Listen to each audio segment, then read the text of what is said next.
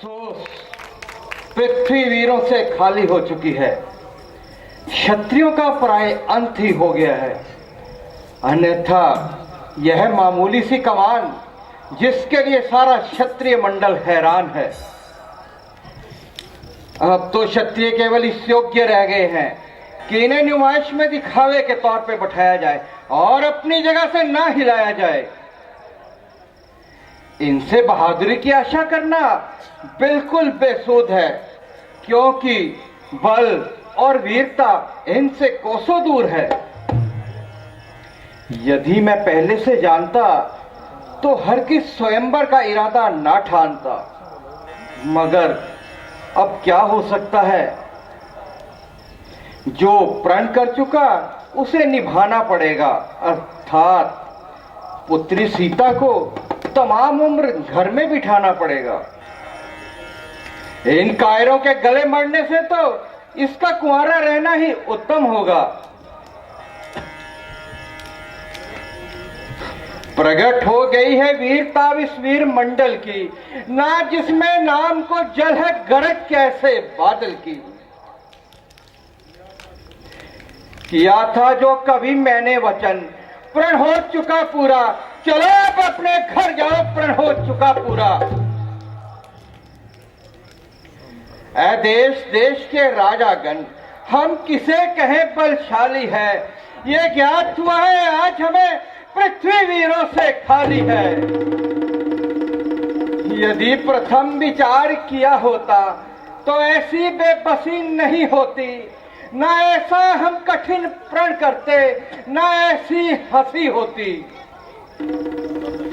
अब तोड़े अपने प्रण को हम तो धर्म हानि है, लज्जा है। क्या करे हमारे वश में क्या है। आसरा छोड़ प्रस्थान करो, दुख दिया है हमको विधाता ने। सीता सुकुमारी का विवाह शायद लिखा ही नहीं विधाता ने। मेहरबानी करके अपने अपने घरों को जाइए और रास्ते में बैठकर शेखिया जताइए। स्वयंवर बर्खास्त। बस राजा जनक, बस कीजिए।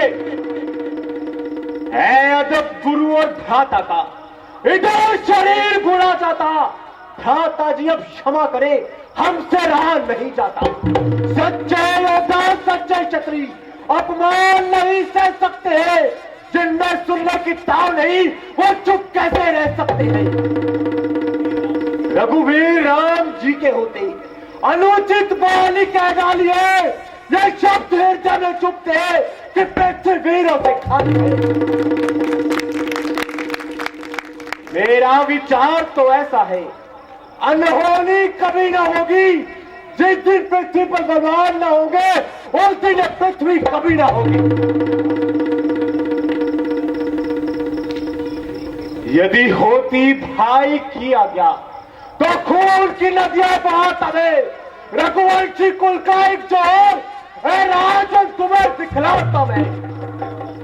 ऐ राजा जनक, अपनी जुबान को संभालो और ऐसे सभ्य शब्द मुख से मत निकालो। यूं घर बुलाकर किसी का अपमान करना का की अक्लमंदी है, बल्कि आड़ा दर्जे की खुद पसंदी है।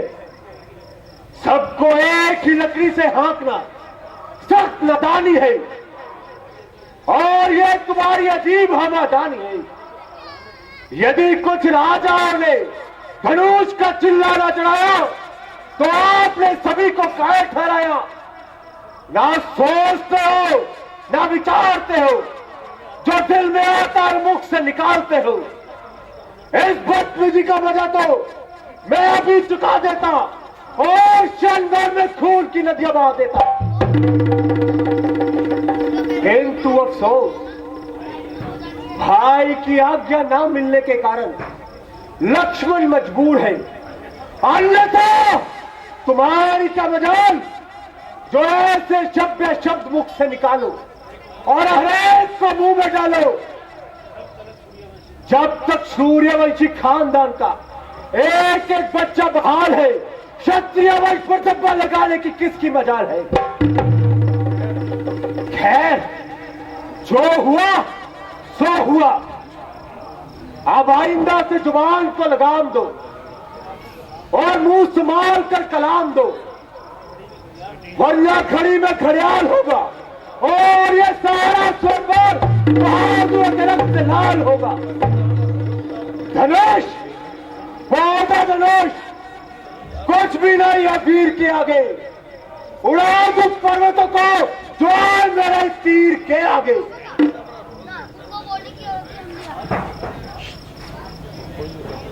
शांत बेटा शांत, क्रोध को थूक डालो। राजा के सम्मुख ऐसे कटु वचन ना निकालो। जनक जी ने जो कुछ कहा है कायरों के लिए कहा है। देखो उनकी आशाओं का फूल मुरझा रहा है, उनकी आशाओं पर पानी फिरा जा रहा है और क्रोध आना तो स्वाभाविक है। मेरा स्वभाव तो ऐसा है, तौहीन न मुझे गवारा है कृपा गुरु के चरणों की, बल और प्रताप तुम्हारा है।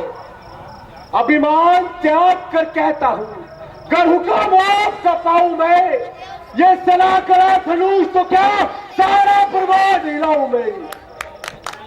जल को थल कर दो, थल को जल कर दूं, ले आओ तोड़ सितारों को, सुरमे की तरह पीस डालूं इस पृथ्वी और पहाड़ों को। फिर धनुष पुराना गला खड़ा, चीज न किसी गिनती में है, लाखों को सतत ले भागू, इतना दम तो इस उंगली में है।